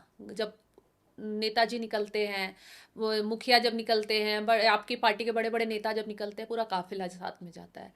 तो कहीं ना कहीं ये आम आदमी पार्टी वाला जो टैग है वो जनता को वो गुमराह कर रहा है कि आपने हमसे तो वादा किया कि वीआईपी कल्चर हम नहीं लेंगे, लेकिन आप सारी मौज देखिए सुविधाओं की उठा रहे देखिए हैं। पहले तो जब आम आदमी पार्टी सरकार बनी तो आपको भी पता है कि किसी भी मुख्यमंत्री का एक सेंट्रल प्रोटोकॉल डिपार्टमेंट है। केंद्रीय आदरणीय नरेंद्र मोदी जी का एक सेंट्रल प्रोटोकॉल डिपार्टमेंट है जिसमें एक मुख्यमंत्री के लिए क्या सुरक्षा होनी चाहिए वो वही तय करता है। वो कोई मुख्यमंत्री ने नहीं कहा कि हमको सिक्योरिटी दो, लेकिन चूंकि एक तो मुख्यमंत्री मतलब जबरदस्ती एक सिक्योरिटी तरीके से उनको सिक्योर करना वो देश के जो सुरक्षा एजेंसियां उनका काम है मुख्यमंत्री को सिक्योर करना। और जहां तक रही घर की बात, आपने देखा किस तरीके से अरविंद केजरीवाल जी पहले 2 कमरे के मकान में जहाँ पे पहले मुख्यमंत्री रहती थी वहाँ नहीं रहे। वो एक सिविल लाइंस में फ्लैग स्टाफ रोड पे आप लोग गए होंगे, वहाँ देखा होगा कितना छोटा सा मकान उनका था। फिर उन्होंने एक शीश महल जो आपने छोड़ दिया कि शीश महल नहीं, पे मैं भी इसी पर आने वाली शीश थी। महल मैं पे शीश हाँ महल पर आती शीश मैं महल पे आपको मैं उसके बता मैंने दूं। बहुत से वीडियो देखे। मैं खुद शौक थी कि जो मुख्यमंत्री आम कहकर सत्ता में आया वो इतनी लग्जरी लाइफ जी रहा है। सो जब आपको बुलाया गया मैम कि आइए हम दिखाते हैं शीश महल को, आपने देखा कि हमारे सांसद संजय सिंह जी, हमारे प्रदेश अध्यक्ष दिल्ली भारद्वाज साहब और तमाम जो शीर्ष नेता मनीष सिसोदिया साहब जब कहे कि आइए देखिए शीश महल, जनता के लिए खोलिए शीश महल, उसमें अरविंद केजरीवाल रहे तो नहीं। जब वो तो बन रहा था, वो किसी भी मुख्यमंत्री के लिए, आप सरकारी आंकड़े उठा करके देख लीजिए, वो तो 20 करोड़ 25 करोड़ का मामला है। नरेंद्र मोदी जी के तो वहाँ 2014 में जाने के बाद उसमें 250-300 करोड़ रुपए उनके घर में खर्चा हो गया। वो मैं तो झूठ बोल नहीं सकता, कैमरे बैठ करके आप रिकॉर्ड उठा करके उनके रिनोवेशन के रिकॉर्ड उठा के देख लीजिए। तो किसी भी आप पर आरोप तो हवा हवाई नहीं लगे, आप पर आरोप दस्तावेज वीडियो जारी कर लगे। तो जिस तरीके से लग्जरी पर्दे मार्बल्स बाहर से मंगवाया गया, जो सोफे थे वो अलग डिजाइन करवाए गए। आपके पास वर्क ऑर्डर की कॉपी है? मैं वर्क ऑर्डर की कॉपी दूंगा आपको, मेरे पास है वर्क ऑर्डर की कॉपी। जब सांसद संजय सिंह जी ने सभी मीडिया बंधुओं को लेकर के जब पहुंचे वो शीश महल दिखाने के लिए कि आइए देखिए कहाँ बार बना हुआ है, कहाँ बार बना हुआ, आप आइए देखिए, कहाँ गोल्डन टॉयलेट सीट है उसको दिखाइए, आइए चलिए हमारे साथ दिखाइए। तो इसी दिल्ली पुलिस ने और इसी भारतीय जनता पार्टी के सरकारी और सुरक्षा एजेंसियों ने उनको रोका। आप जैसे पत्रकारों को रोका। आपको पता है ये पूरी दुनिया जानती है, आपका पत्रकार जगत, आप वरिष्ठ पत्रकार, आप जानती हैं। तो ये एक अफवाह जिस तरीके से शराब नीति में इन लोगों ने किया, उसी तरीके से, क्योंकि इनके पास कोई योजना नहीं है। ये एक तरफ तो कहते हैं कि जो योजना आप दे रहे हो हम सब उसको देंगे, हम बिजली देंगे, फ्री पानी भी देंगे। इनके जेपी नड्डा जैसे बड़े नेता घोषणा पत्र में लिख के भेजते हैं और प्रेस कॉन्फ्रेंस करते हैं। इनके पास जनता के लिए क्या दे सकते हैं, ये क्या करेंगे, उसके लिए कुछ नहीं है। लेकिन इनके पास ये है कि ये शराब नीति में झूठ फैलाना, मकान में को शीश महल बताना। अरविंद केजरीवाल जी 10 साल 2-4 कमरे के मकान में फ्लैग स्टाफ रोड में रहे, हम लोग तो डेली आना जाना है। तो आप भी कभी गई होंगी तो देखा होगा कितना छोटा सा सिंगल फ्लोर, डबल फ्लोर भी नहीं, उतने छोटे मकान में 10 साल तक कोई मुख्यमंत्री रहे, एक आम आदमी की तरह रहे। और वो जो शीश महल की जिसकी बात कर रहे हैं वो कोई अरविंद केजरीवाल के खेत में नहीं बना है, वो सरकारी संपत्ति है, वो सरकारी बंगला है। आज अधिकृत की गई थी नहीं, बिल्कुल नहीं, सरकारी संपत्ति है, सरकारी संपत्ति। आज रेखा गुप्ता जी 2-2 बड़े बड़े हवेलियों को लेकर के 4 नंबर 3 नंबर और 4 नंबर में रह रही हैं। वो 2-2 हवेलियां लेकर रह रही, उस पर कोई नहीं बात करता है।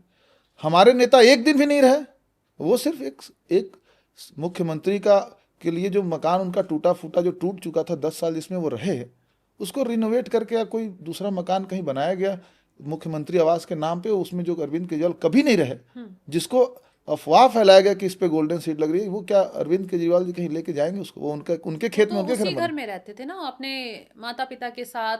कभी नहीं रहे। मतलब आप बोल रहे हैं कि उस घर में नहीं रहे। वो पहले पहले जिस घर में रहते थे उसके बाद उसके पीछे की तरफ वो मकान बनाया जा रहा था अभी।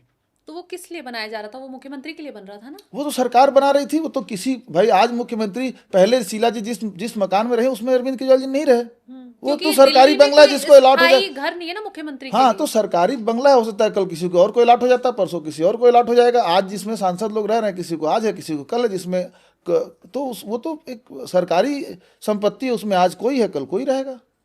तो अरविंद केजरीवाल जी बनवा रहे हैं उसके लिए। और जो अफवाह फैलाई गई, तो उस अफवाह पे आम आदमी पार्टी ने जरूर प्रतिक्रिया दी, और उस पर सांसद संजय सिंह जी आप जैसे वरिष्ठ मीडिया बंधुओं को लेकर के जब पहुंचे कि भाई इसको खोलो दिखाओ, जो आप आज वीडियो चला रहे हो, फुटेज चला रहे हो गोल्डन सीट की और पर्दों की, वो गोल्डन सीट और पर्दे कहाँ है? वो चल के लाइव दिखाओ ना। किसी मीडिया बंधु ने, किसी ने क्या लाइव चलाया कि ये आइए हम ले चलते हैं इसमें मकान के अंदर और ये देखिए ये टॉयलेट है, ये है, ये ऐसे कभी दिखाया? कोई 2-4 फुटेज लेकर के कोई भाजपा के नेताओं ने कोई प्रेस कॉन्फ्रेंस कर दी, पता नहीं कहाँ का टॉयलेट सीट था, पता नहीं कहाँ का बार था, दिखा रहे थे। आप आज भी जाइए, आज मैं पूरे दावे के साथ कहता हूँ, आज भी जाके अगर आप उस मकान के अंदर देखिए कि क्या बार है, तो आपको खुद पता चल जाएगा। तो वो अफवाह है, वो मीडिया, भारतीय जनता पार्टी के नेताओं द्वारा इसको अफवाह को षड्यंत्र के तहत फैलाने के लिए एक वीडियो जो कहीं और का था या कहाँ का था मुझे नहीं पता, लेकिन एक वीडियो जारी किया गया जो फर्जी वीडियो था शीश महल के नाम पे, उसको मीडिया ने चला करके और केजरीवाल जी को बदनाम करने का काम किया, और कोई इसका सत्य नहीं। आप कह रहे हैं बदनाम करने का काम किया गया। खैर, इस मामले में भी जांच चल रही है, तो बाद में क्लियर हो ही जाएगा। अगर सबूत मीडिया के बंधु गए थे, क्यों नहीं जांच करा दिया? जब मीडिया के साथी 200 मीडिया बंधु अपने कैमरे के साथ गए थे उसको जांच करने के लिए, तो क्यों नहीं जांच एजेंसियां को उसकी जांच करने दी? भाई यही दर्शा दिया। तो सांच को आँच कैसा? तो जब जब भाई पत्रकार बंधु या मीडिया तो हमारा चौथा स्तंभ है, उसको जाना चाहिए, तो उसी उतना ही मजबूत है, जितना मजबूत सरकार है उतना ही मजबूत पत्रकार है। तो सरकार के खिलाफ आप खड़े हैं, आप साथ दे रहे हैं, तो आप जब संजय सिंह जी ले गए कि भाई आप जाकर के जांच करो, तो गेट नहीं खोलने दिया। 200 पत्रकार खड़े थे, वो आपको पता है, सारा वीडियो फुटेज सब चला कि पत्रकारों को अंदर नहीं जाने दिया जा रहा है। तो कहीं से tempered video Bharatiya Janata party के नेताओं ने प्रेस कॉन्फ्रेंस करके दे दिया मीडिया को चलाने के लिए, मीडिया ने चलाया। लेकिन जब सचमुच उनको देखने के लिए भेजा जाने लगा मीडिया बंधुओं को, तो फिर नहीं दिखाने दिया गया। तो ये साफ साफ दर्शाता है कि जो वीडियो चलाया गया था केजरीवाल जी को बदनाम करने के लिए, वो फेक था और फर्जी था। ये साबित हो गया। वो इस रीजन से नहीं दिखाया गया शायद कि जांच का विषय है, चीजों से कोई छेड़छाड़ ना हो जाए। पत्रकार बंधु जाकर के वहाँ छेड़छाड़ क्या करेंगे?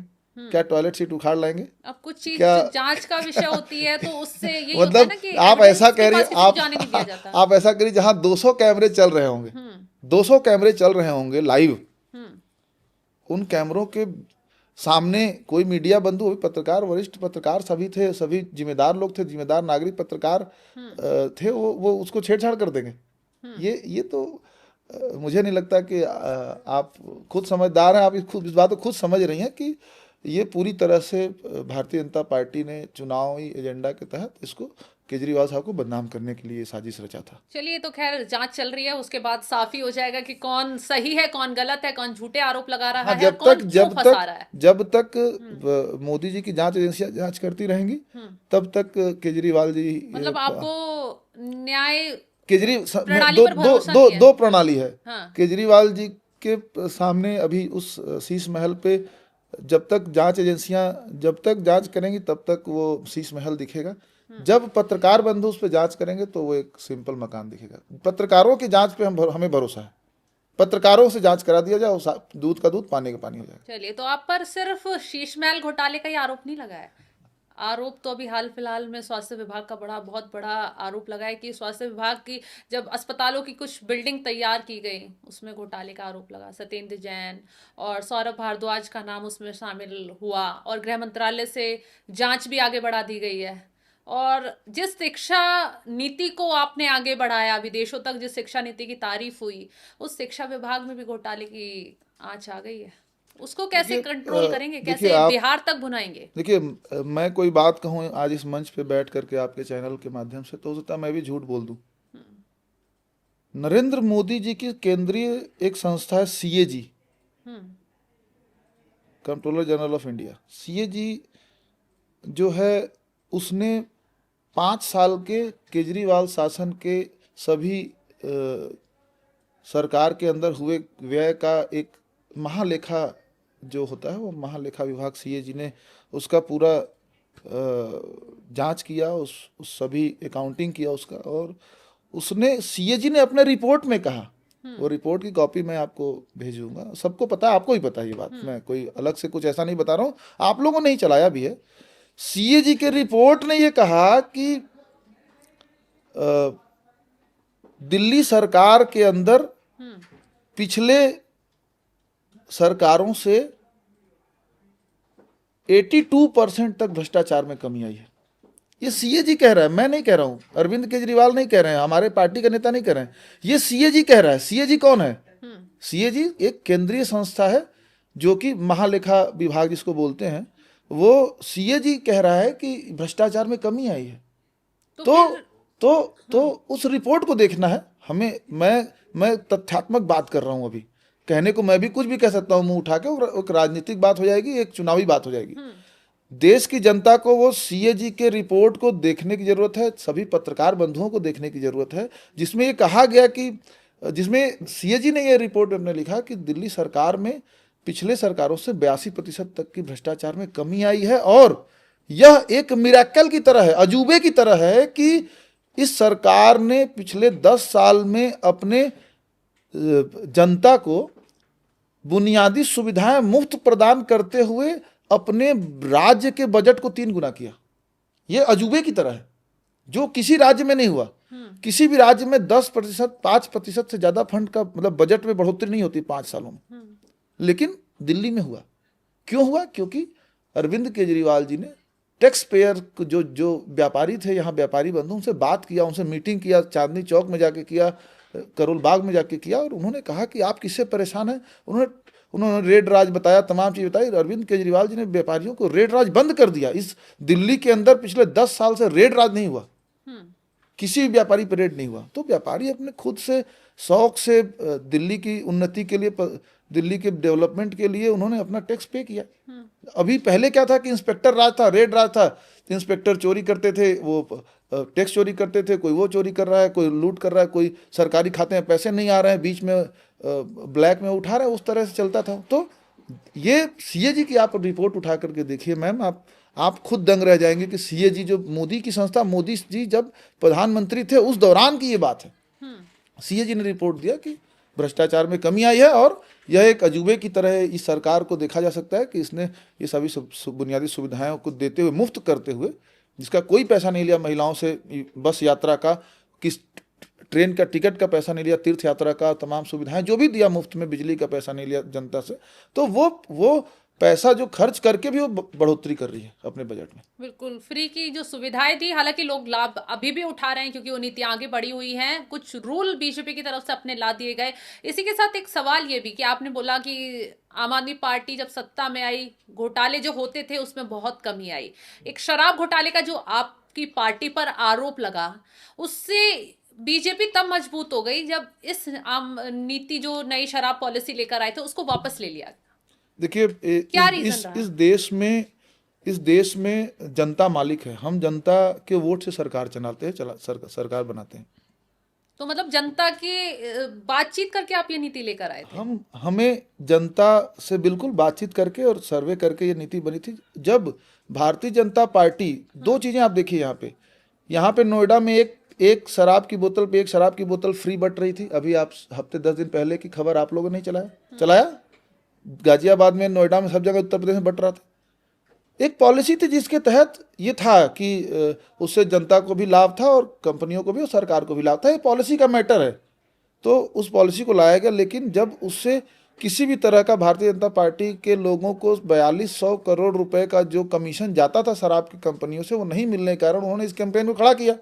अब वो कैंपेन खड़ा करने की वजह से जो जनता के अंदर नकारात्मकता आई, तो उसमें सर्वे में पाया गया कि नहीं, ये नीति जो है वो पब्लिक को पसंद नहीं है, तो पब्लिक को पसंद ना होने की वजह से वापस लिया गया। उसी तरीके से वो वापस जल्दी ले लिया गया, लेकिन जिस तरीके से आपने तो देखा तब वापस हुई ना, आपने देखा कि इस देश में 3 बड़े काले कानून प्रधानमंत्री जी ने किसानों के खिलाफ जो फरमान जारी किया था उसको वापस लिया।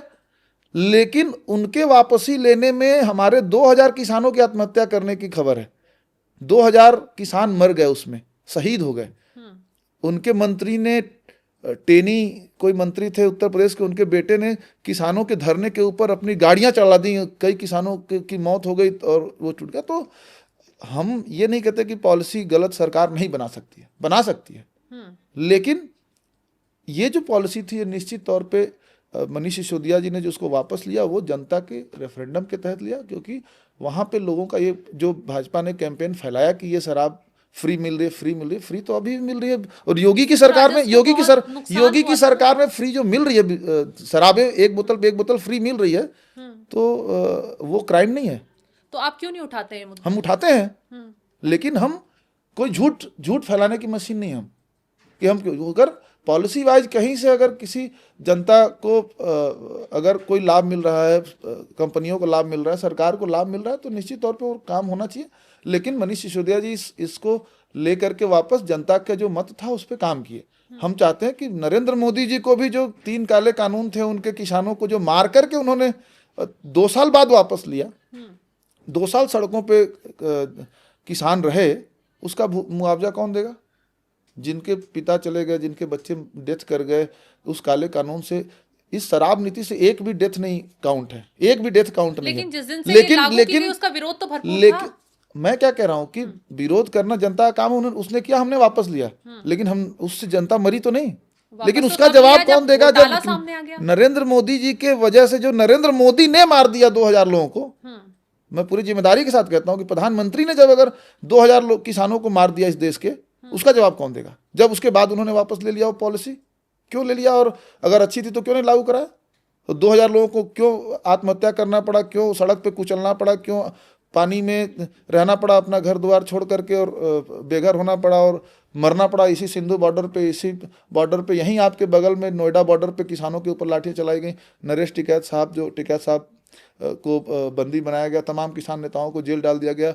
अरविंद केजरीवाल जी से जेल के लिए जब स्टेडियम को मांगा गया तो अरविंद केजरीवाल जी ने कहा कि नहीं, हम किसानों की जो बात है आप उनसे बात करके सुनिए, समझिए, उसको ठीक करिए, हम क्यों अपने स्टेडियम को जेल के लिए देंगे? उन्होंने सिग्नेचर नहीं किया जेल वाली फाइल पे। लेकिन बातचीत तो की ना सरकार ने आगे बढ़कर किसानों से।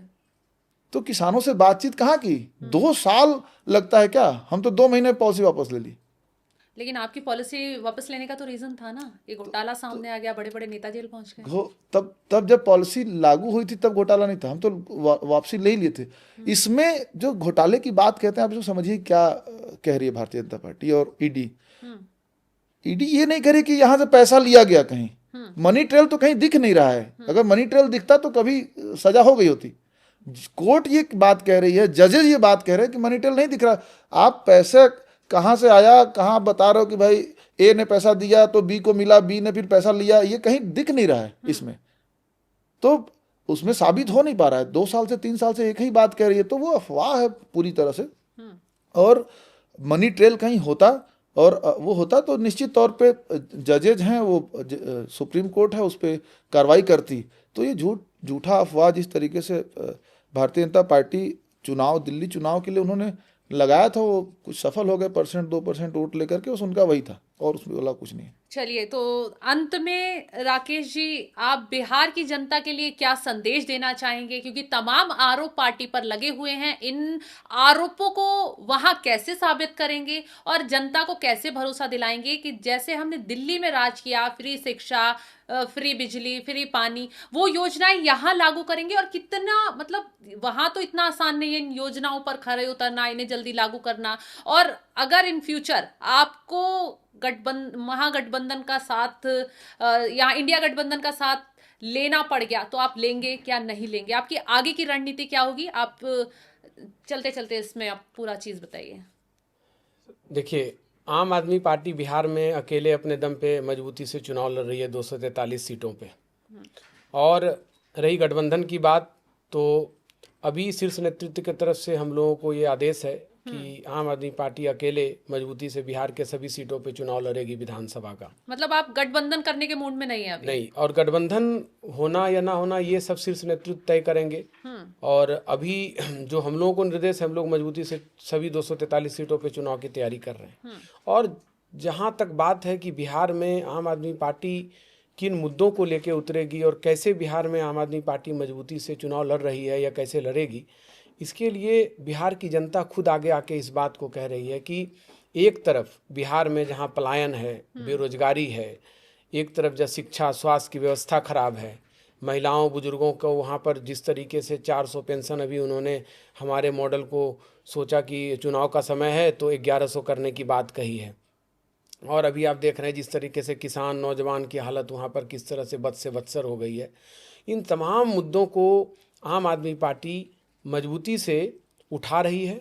और इसके लिए जो मॉडल जो हमने दिल्ली और पंजाब में दिया, चाहे वो रोजगार के लिए, चाहे वो बिजली पानी का हो, शिक्षा स्वास्थ्य का हो, चाहे तमाम जनता की बुनियादी सुविधाओं के लिए, चाहे बुजुर्गों को 2500 पेंशन देने की बात हो, तमाम ऐसे काम जो हम लोग बिहार में करेंगे और बिहार में पलायन रोकने के लिए, रोजगार देने के लिए, तमाम शिक्षा स्वास्थ्य व्यवस्था को लागू करने के लिए, जैसे हमने दिल्ली और पंजाब में किया, हमारे पास वो अनुभव है, हमारे पास वो एक्सपीरियंस है और हमने करके दिखाया है। इस देश में कोई ऐसी राजनीतिक दल नहीं है जिसने इस काम को किया हो। वो कह रही है, आम आदमी पार्टी ने दो स्टेट में इस काम को, दिल्ली में हमने करके दिखाया, पंजाब में हम कर रहे हैं। तो बिहार की जनता को ये बहुत उम्मीद है, उनको पता है कि भाई यही तो एक पार्टी है इस देश में जो कहने से पहले करके दिखा रही है।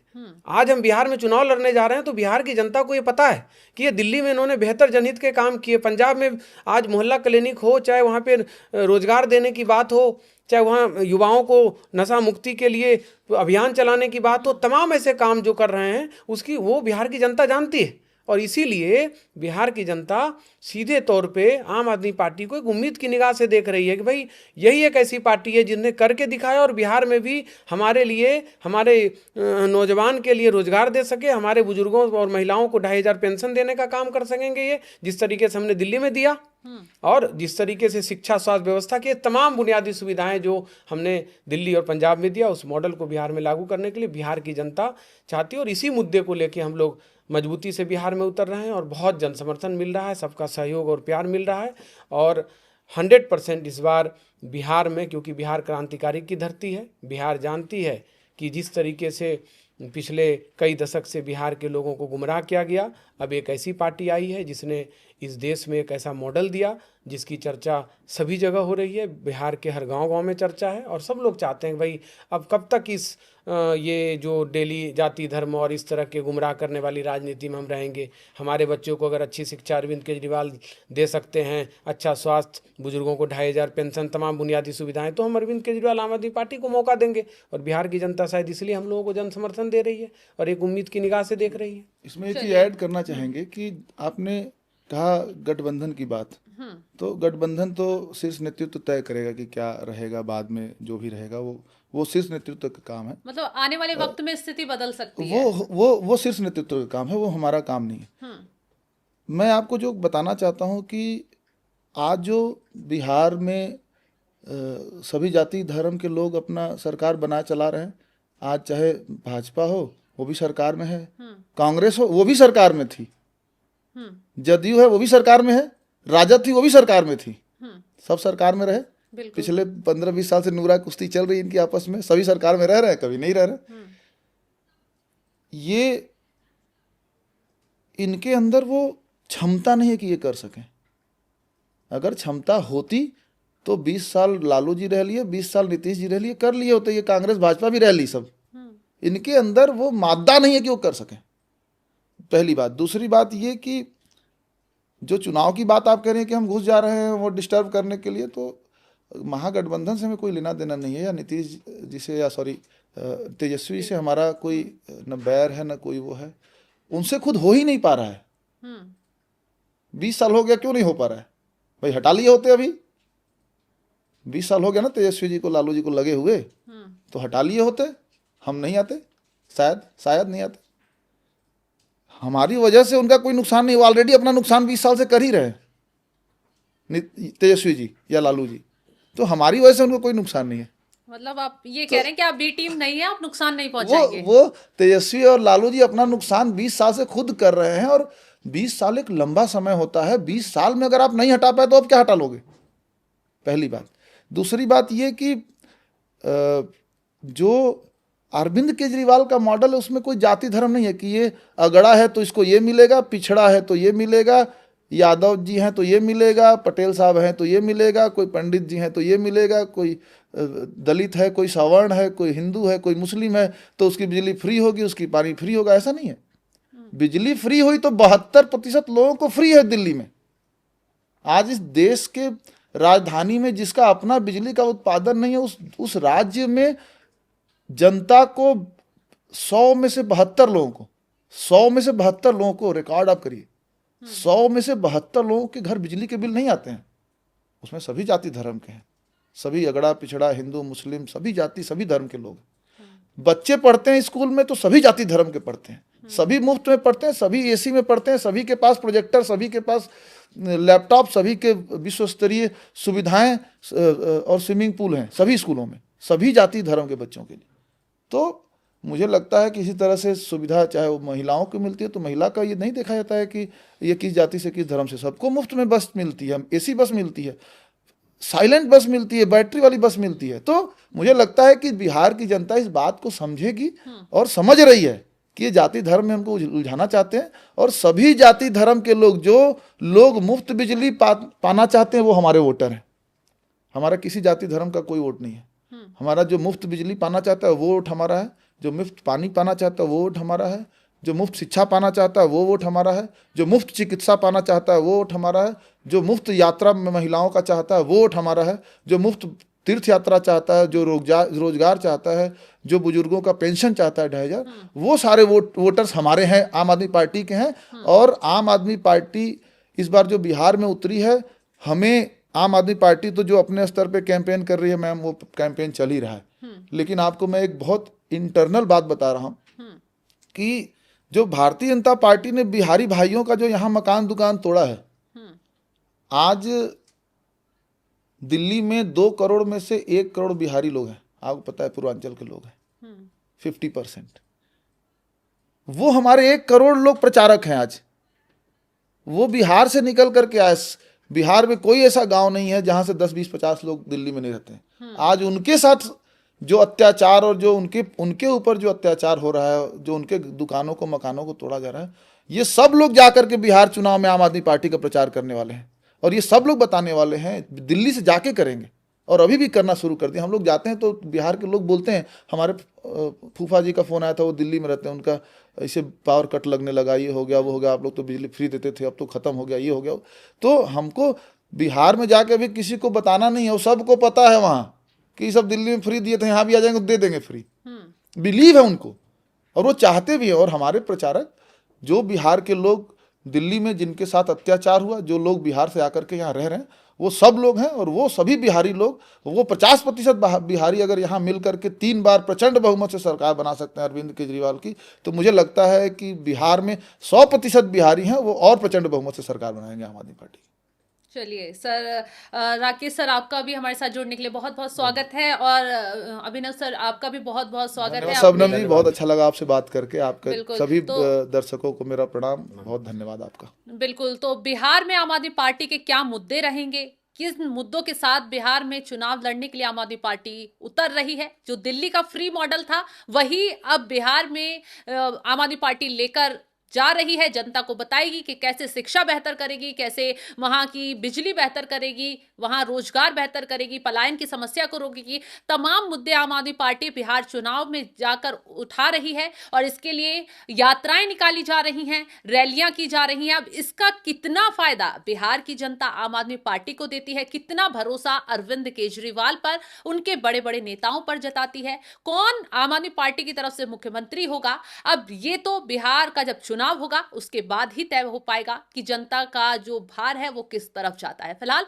जो जानकारी हमने आपके साथ साझा की है उसको लेकर आप क्या राय रखते हैं, कमेंट बॉक्स में अपनी राय जरूर बताइएगा और तमाम खबरों की अपडेट के लिए आप हमारे साथ जुड़े रहिएगा। नमस्कार।